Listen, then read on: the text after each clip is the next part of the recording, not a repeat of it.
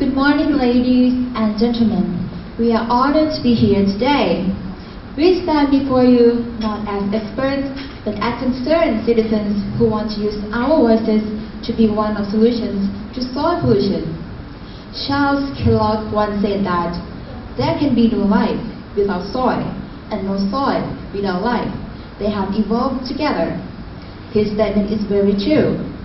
Yet, nowadays, while human beings have been creating new technologies for their own convenience and comfort, never did they concern about the harm it caused to the soil of the earth. Industrial waste such as destructive gases and chemicals, agricultural pesticides, and fertilizers are the most common causes of soil pollution. Acid soil, alkaline soil, and saline soil are the drastic outcomes for the mentioned leakage and the release of pollution. Plants cannot grow in such contaminated soil, or if they could, it would be harmful and could be poisonous to any animals or even humans. Deforestation causes the loss of trees that anchor their roots into the soil. Other than that, mining causes large holes under the ground. Both actions lead to a serious soil erosion. The scale of the causes may not seem to be intense, but the soil is not harmed only locally or regionally. It is a global crucial matter. The practices mentioned before are evident almost everywhere in the entire world, and not so many people are aware of the seriousness of this problem. One out of millions, though, has found many inventive ways to solve the problem, and we, as normal citizens, should follow his example. He is His Majesty the late King Bhumibol Adulyadej. The late king had been immensely studying several methods to solve soil erosion and deterioration problems. In order to do that, His Majesty has found useful avail in vetiver grass that could be planted to conserve soil and water, reducing damages from water flush in rainy season and siltation soil, increasing soil humidity in arid season, and stabilizing soil. This results in farmers' achievements for agricultural product enhancement, durability of the cultivated area, and beautiful sceneries of residential area, where vetiver grass will aid in soil and water conservation. Here is another appreciative example.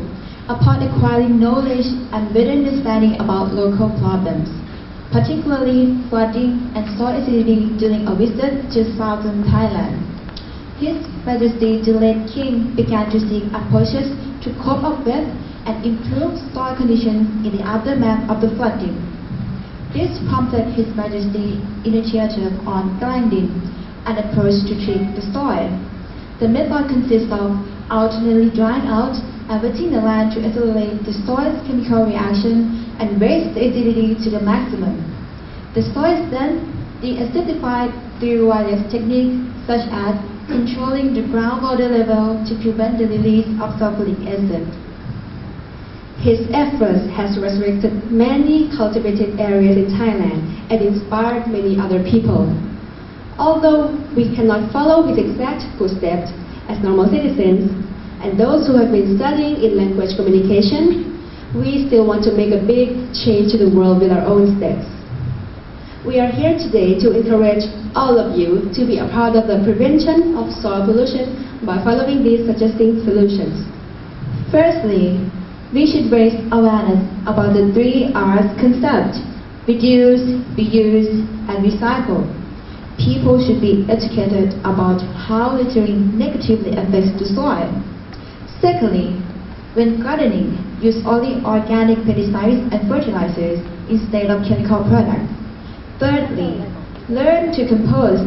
It is nature's process of recycling decomposed organic materials into rich soil. And lastly, we construct our mind to love soil, increasing value that it deserves. If one person starts doing so, more people will certainly follow their steps. If one person has passion in conserving the soil, others will do as well. And one day, when the land is covered in green again, and when the last plastic bottle is picked up from the ground, the world will once again return to its original beauty. Thank you. Thank you very much, Double M, for a remarkable speech.